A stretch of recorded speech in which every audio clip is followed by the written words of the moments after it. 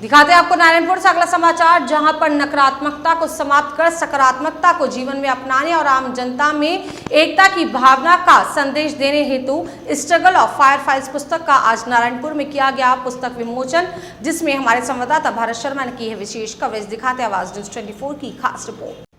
शिक्षा के क्षेत्र में बालकों में व्याप्त नकारात्मकता को समाप्त करें और उनकी सोच को सकारात्मक रूप देने के उद्देश्य से ग्रामीण परिवेश में रहकर एक छोटे से गांव राजपुरा के सोनूदीप ने एक पुस्तक लिखी। सोनूदीप की पुस्तक स्ट्रगल ऑफ फायर फाइल्स का विमोचन उनके दादाजी, पिताजी और गुरुजनों के सानिध्य में करवाया गया। मुख्य बात यह है कि ग्रामीण परिवेश में पला बड़ा युवा ऐसे मार्मिक बिंदुओं पर अपने विचार व्यक्त करने की रुचि दिखाई। यह उपन्यास प्रत्येक वर्ग में एक अच्छी पहल और सकारात्मक सोच को दर्शाता है और समस्त विद्यार्थियों तक सकारात्मकता की भावना को जागृत करता है। लेखक सोनूदीप के दादाजी ग्यारसी लाल, पिताजी बाबूलाल, माताजी लाली देवी इत्यादि अपनी बेटी की लेखन शैली की प्रतिभा पर बहुत खुश और गौरवान्वित महसूस कर रहे हैं। क्षेत्रीय थाना प्रभारी अजय सिंह शेखावत ने बताया कि इस प्रकार के लेखन से बच्चों के अंदर प्रेरित होकर सकारात्मक सोच निकलेगी, वे अच्छे और पूरे मनोयोग से पढ़ाई करेंगे। सोनूदीप की पूरे क्षेत्र में भारी प्रशंसा हो रही है।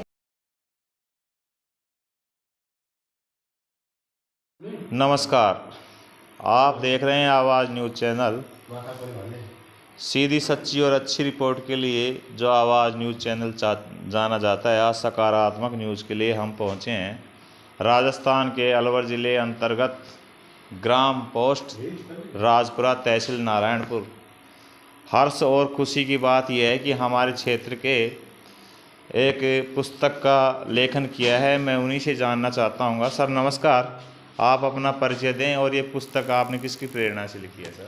सर नमस्कार, मेरा नाम सोनूदीप है और ये मैंने कोटा के बच्चों पर लिखी है जो आईआईटी और पीएमटी की तैयारी करते हैं।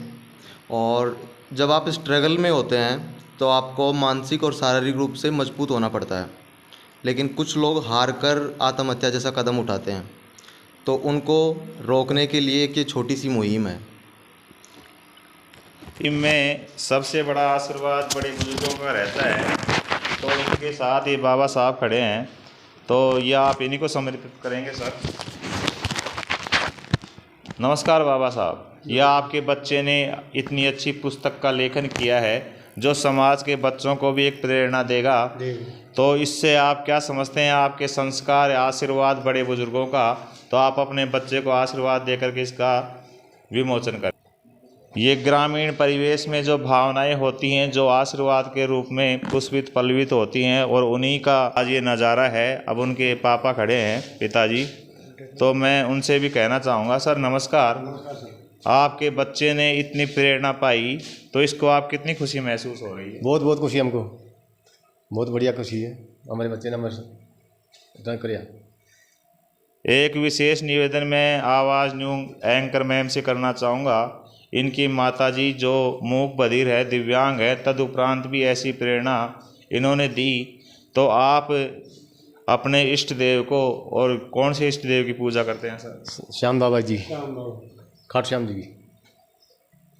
इन्हीं के बीच में एक शिक्षक महोदय और खड़े हैं जो नींव के पत्थर आज इन्होंने शिक्षा दीक्षा जहाँ से समरदीप जी ने प्राप्त की, मैं उन्हीं से जानना चाहूँगा। सर नमस्कार, आपका शिष्य इस बुलंदी पे पहुंच गया कि जो कोटा में बच्चे आत्महत्या कर लेते हैं वो ना करें, और इस उपन्यास को पढ़ कर के अच्छे और समर्पित भाव से पढ़ाई लिखाई में ध्यान दें, तो आपने ऐसी बच्चे को क्या शिक्षा दीक्षा दी कि आज इस मुकाम पर पहुंचे? सर नमस्ते, और सबसे पहले तो मैं आपको बहुत बहुत धन्यवाद देना चाहूँगा कि आप यहाँ पधारे।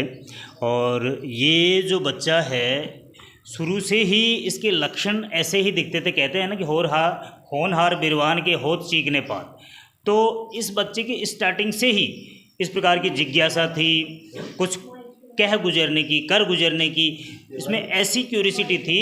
और स्टार्टिंग से ही ये पोइम वगैरह, छोटी छोटी कविताएं, किसी भी समस्या को लेकर के उस समस्या को पब्लिक के सामने उजागर करना कविता के माध्यम से, और ये चलता था। उसी टाइम मैंने सोच लिया था कि इस बच्चे को अगर अच्छा मार्गदर्शन दिया जाए तो ये बहुत